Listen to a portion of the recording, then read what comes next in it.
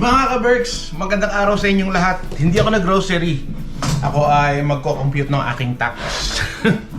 So this year, magko-compute tayo ng tax. Every year nagko-compute tayo ng tax dahil kailangan nating i-submit ito sa ating yearly tax. So totoo no? Totoo yung kasabihan at totoo din yung balita na ang mga OFW, ang mga nagtatrabaho dito sa ibang bansa, lalo na dito sa Canada, maraming ipon. Sobrang dami na ng ipon ko. Sobrang dami na ng ipon kong resibo. Resibo. Puro resibo lahat yan. Bills. Bills of 2025. Bills of 2025. So, kukumpitin natin lahat yung mga bills na yan. Kailangan natin na isumite yan. I-submit natin yan sa kinauukulan. Hanap lang ako ng ballpen at iisa-isahin natin lahat ng mga to. So, dyan lang kayo. At habang nagko-compute ako nito, magkwentuhan tayo, okay? Dami. Kung pera lang sana to, no? Uwi muna ako ng Pilipinas, babakasyon. Una, registration para sa transaction. Mga gastusin ko to para sa sasakyan. So dito muna tayo sa sasakyan kasi babalik ko lang siya ulit dito. Ngayon isa-segregate ko na siya. Ilalagay ko na kung 2025 sasakyan, 2025 grocery o gamot o kuryente, tubig, internet, telepono, at kung ano-ano pa. Actually, huwag natin isa-isahin. Tatagal tayo. So, ang gagawin ko, sasama-samahin ko na lang kung ano yung mga resibo. Diba? Tulad nito. Ito ay grocery. Diyan ang grocery. Ito ay Walmart. Grocery din. Ang next na mananalo ng 1 million ay... Sobrang dami. Akala mo mga ano, no? Yung mga coupon. Yung mga nagpadala ng mga coupon. Oh. So, Value Village. Value Village yun yung thrift store dito sa Canada. Tapos meron din akong ano to? Welcome Shell. Uy, gasolina. Ito, gasolina ng sasakyan. Sige, dito natin lagay yung mga pang sasakyan. Basta isa-isahin natin itong mga to. Madami akong mga gastusin sa sasakyan, lalo na yung gas or gasolina. Kasi nga, madalas pagka nagbablog ako, nag-adventure ako, talagang gumagastos ako ng gas or gas. At kung saan-saan ako napupunta, di ba? Kaya marami talaga yung bills ko pagdating sa gas, sa tickets, yung mga entrance papunta ng Banff, or yung mga kakainan mo kung saan ka magpupunta, syempre. At marami pang iba.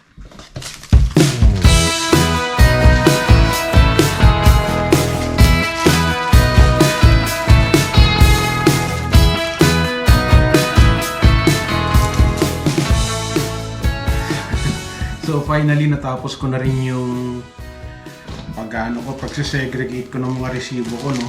Meron ako ditong 2025 restaurant, tapos meron akong grocery, 2025 grocery. Sa sobrang dami ng grocery, nakadalawang bag ako na punong-puno, siksik. Tapos meron ako ditong 2025 na mga maintenance ng sasakyan, oil change, gas, parking, at kung ano-ano pa. Tapos meron din konting, kita nyo, yung shopping ko as in siguro mga konting-konti lang.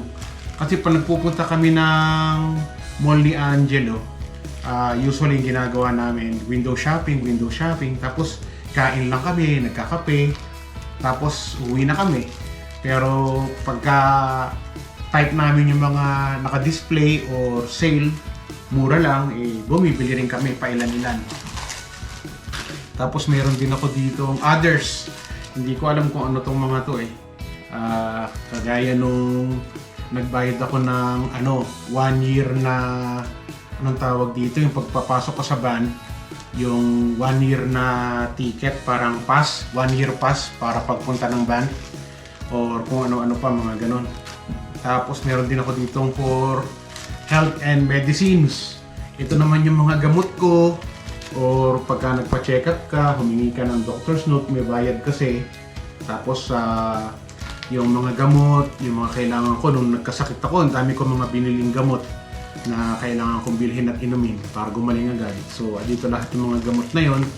Sabi ko nga sa inyo, wala kasi ako insurance, kaya eto, isasama ko sa pagko-compute ng aking tax.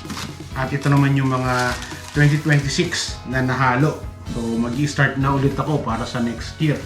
So ito yung mga 2025. Meron ako mga stock doon sa loob na 2024, 2023 kasi kailangan naka-stock sila. I think mga 5 years yata yung yung within 5 years yung kailangan para maitabi mo to, kasi minsan sila, mag-check sila. Hindi naman basta-basta sila mag-check.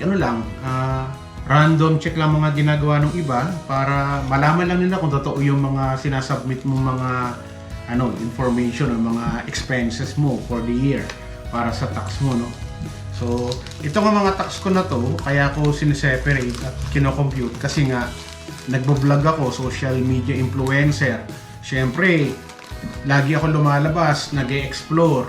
Yung gasolina ko, yung mileage ng sasakyan ko, yung kinakain ko sa labas, lagi ako nagluluto.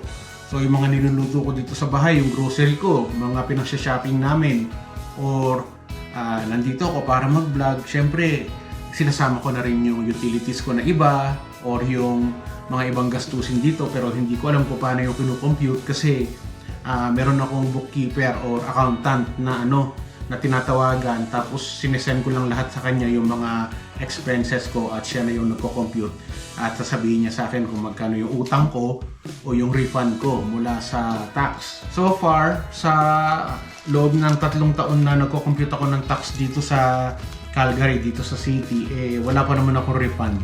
Lahat utang.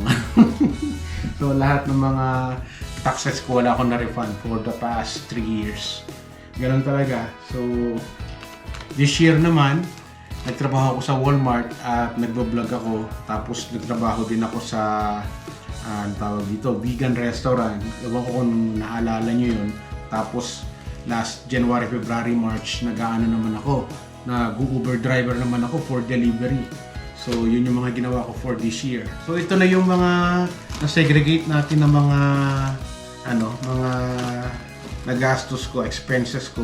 Ang gagawin ko naman dito ngayon, isa-isa ko naman to na ko-computing sa computer or sa calculator para malaman ko kung magkano yung total bills ko para sa grocery for the year, para sa medical ko for the year, other expenses, shopping, sasakyan ko for the year, restaurant, kumakain kami sa labas, tapos yung utilities, yung telepono ko, yung internet ko, yung insurance ko sa sasakyan, insurance dito sa bahay, yung pagbabayad ko ng bahay for the year. Ewan ko kung kasama yung mga yon. Basta binibigay ko yung doon sa nagko-compute ng tax ko at siya na nagsasabi sa akin or binabalik niya sa akin yung total expenses at yung mga deduction, mga ganon, deductible. Hindi ko alam yung mga yon Basta yun ang ginagawa niya. Yun ang ating na-vlog para sa araw na to, yung aking mga naipon. Sobrang dami ko naipon mga ka-Berks. Sobrang yaman ko na sa resibo. Totoo yun. Yun yung isang totoo na nangyayari sa mga Pilipino dito sa ibang bansa. Talagang nag-iipon kami ng mga resibo dahil kailangan namin talagang ipunin itong mga to, lalo na kung ang i-apply mo sa tax mo is self-employed, kagaya nga ni Chris Cusinero na nagbo-vlog. Siguro hindi ko na muna magagawa ito ngayon. Siguro next time ko na gagawin yung pagko-compute ko ng mga resibo na to kung magkano yung total expenses ko for the year. I-share ko yun sa inyo yung mga expenses natin. Pero baka hindi muna ngayon at sumakit na yung ulo ko kasi mahigit sa oras ako nagsisegregate or naghihiwa-hiwalay nitong mga resibo na to. Pahinga lang muna ako saglit ngayon para ma-relax naman yung utak ko saglit. Baka bukas or mamayang hapon ko na ito computein dahil papahinga lang ako saglit. I'll be back.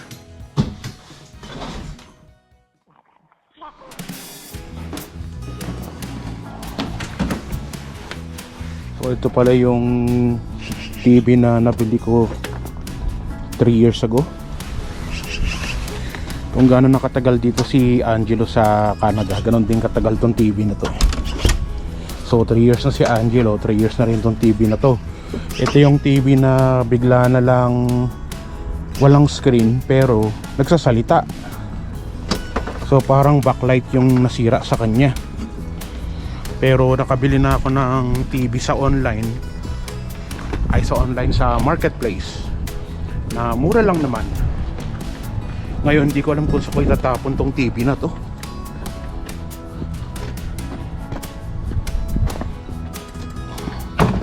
Ang problema, lahat ng mga account ko dito naka-sign in pa.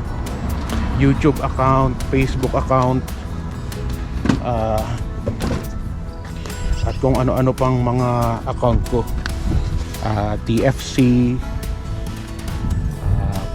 ano ba yun? Paramount. Ayoko naman na pagawa pa tong TV na to at gagastos pa ako ng malaki para diyan para na rin akong bumili ng second hand na TV na gawa na sa marketplace. So idadrop ko yan sa tapunan ng mga appliances mamaya. Hindi yan pwedeng basta itapon na lang dito sa mga basurahan malapit sa bahay. So kailangan na itapon yan sa tamang tapunan. Dito sa Canada mahigpit sila rito. Kailangan yung mga nabubulok, yung mga hindi nabubulok, yung mga appliances, basta maraming mga basura na hindi dapat ilagay sa kung saan saan lang. Ngayon naman ihatid natin si Angelo sa trabaho niya kasi may pasok na siya. Ako wala pa rin akong pasok bukas. So andito na si Angelo, kasama na natin at ita-drop by na natin siya sa kanyang trabaho. Anong oras uwi mo ngayon na? Alas 5. So 5 o'clock mamaya susunduin ko ulit siya. Pero this time ihatid lang muna natin siya bago natin itapon tong malaking TV dito sa likod ng sasakyan. Ano, ready ka na? Let's go. O tara, let's go. Hindi ko alam kung saan dito pwedeng magtapon ng ng appliances. Nung tinignan ko kanina sa Google, pwede raw dito.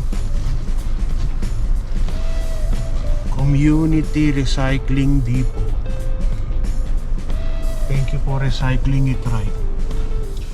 Tingin ko hindi rin pwede rito. Hindi siya tumatanggap ng ibang items na kagaya ng appliances, no electronics. Puro lang, cans, papers, boxes, mga pinaglagyan ng mga milk sa soda. So hirap talaga magtapon ng ganito mga appliances Ngayon maghahanap na naman ako sa Google kung saan ako makakahanap ng matatapunan ko nitong ating TV. Hanap lang ako ng pwede kong pagtapunan. Hanap ulit tayo sa Google. Dati nagtapon yata ako ng mga appliances, mga microwave. Saan ba? Electronics na Future Shop yata yun, pero matagal na yun. Wala nang Future Shop na yun Best Buy na. Tama ba? Basta where to drop off appliances in Calgary or electronics. Where to drop off. Umuwi na lang muna ako dito sa bahay at hindi ko alam kung saan dadalhin yung TV na yun. So pagdating ko dito sa bahay, magluluto lang muna ako. Magluluto ako ng ampalaya. Tapos may nakatawa akong mga isda dito. At saka mayroon din akong pork. Siguro magsisigang ako ng pork para kay Angelo.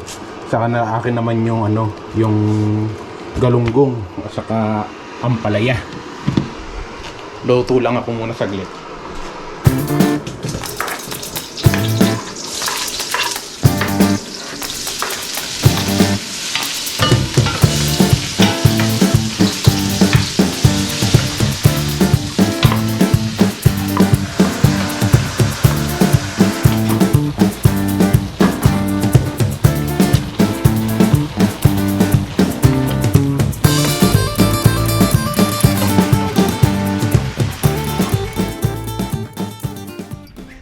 ka-Berks, magandang araw sa inyong lahat. Sobrang liwanag ngayon. Ang ganda ng weather. Wow, sobrang liwanag finally. Kasi ng mga nakaraang araw, sobrang dilim. Tapos nag-snow. Ayan na nga. Punong-puno ng snow tong bahay at maya-maya magsushovel naman ako ng snow sa harap ng bahay mamaya. Ganda ng snow, no?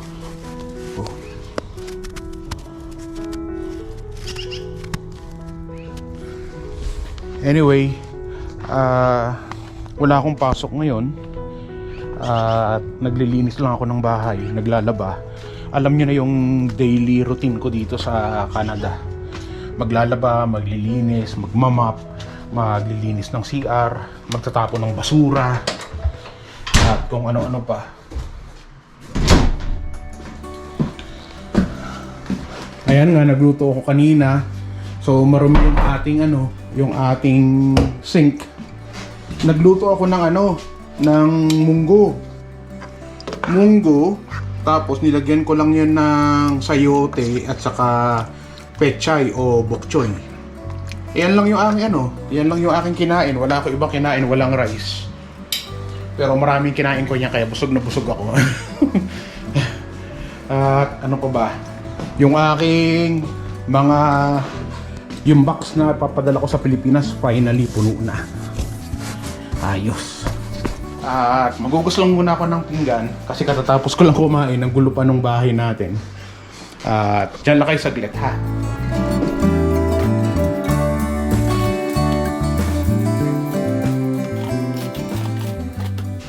Hindi ko nagagawa itong mga ganitong bagay naglilinis dito sa bahay pagka may pasok ako kasi pag uwi ko gabi na, tapos kakain ka pa, at syempre di naman pwede pagkakain mo, matutulog ka na.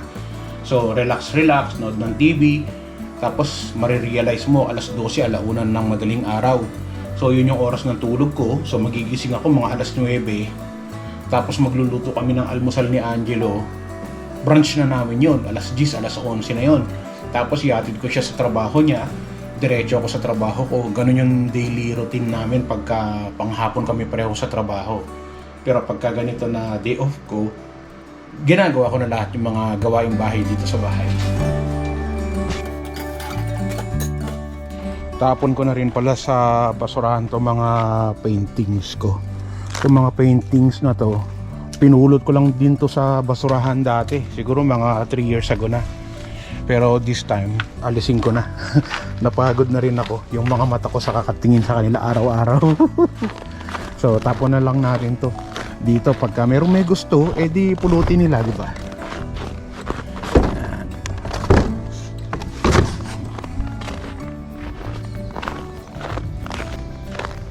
Ganda talaga ng weather. Kahit na naka-t-shirt ka lang sa sobrang lamig, makapal na yung balat ko eh. Sa tagal ko ba naman nakatira dito sa Canada parang kalabaw na yung aking balat sa lamig.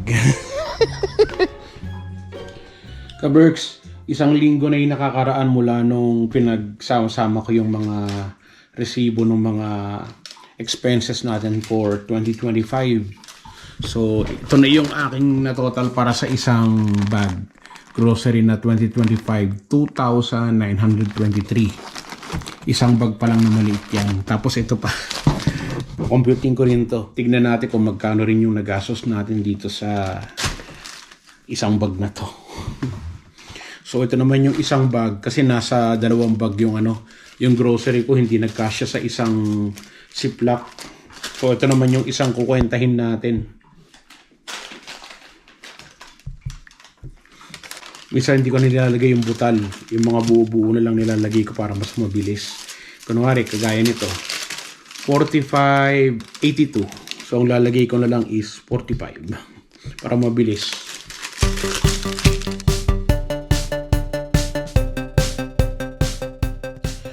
So, mga ka-Berks, finally, natapos na natin yung computation ko, no? Yung aking tax for 2025. Meron akong others na 1,600. Meron akong shopping na 1,400. Yung health saka medicine ko is 927. Yung sa restaurant na gastos ko for the year is 2,700. Yung grocery ko, medyo malaki. Yung grocery is 8,300 mahigit. Tapos yung sasakyan, mga maintenance ng sasakyan, gasolina, parking at kung ano pa, 3,364. So yun yung mga may resibo.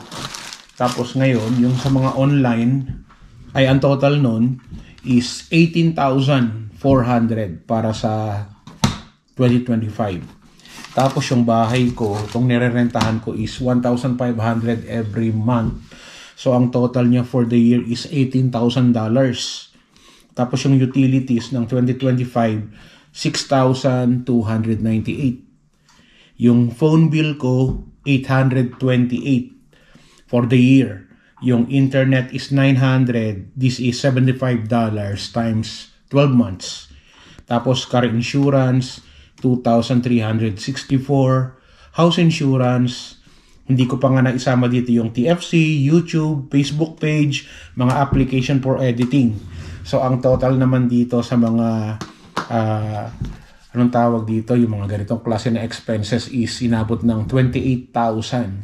So 28,000 plus 18,000. So kayo na bahala magkwenta, no?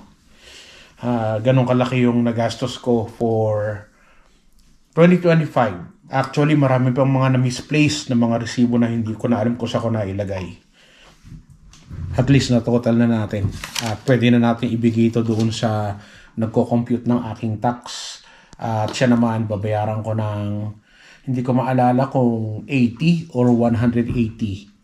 Tapos parating na rin yung renewal ko ng car registration. Tapos kailangan ko daw na palitan yung aking transmission oil. At every month, nagbabayad din ako sa sa iba pang mga bills na, kagaya ng parking dito sa harap ng bahay. At kung ano-ano pa na hindi ko na isinama sa aking mga expenses. At na-drain na talaga yung utak ko. Kailangan ko na muna magpahinga. Parang inabot ng 2 oras tong pagko-compute ko na to, no? Every year yan. Next year na ulit. At kung makikita nyo, dun sa past year na video ko, meron din ako last year. Pero hindi ko na tinotal kung magkano yun. But anyway, hanggang dito na lang ang ating vlog at maraming salamat sa inyong panonood. At sana nagkaroon kayo ng idea kung magkano yung mga magagastos nyo dito sa Canada for the year. At yung sa akin hindi pa yun magastos. Ang magastos lang talaga is yung pag nag-grocery ako kasi nagluluto ako palagi para sa vlog.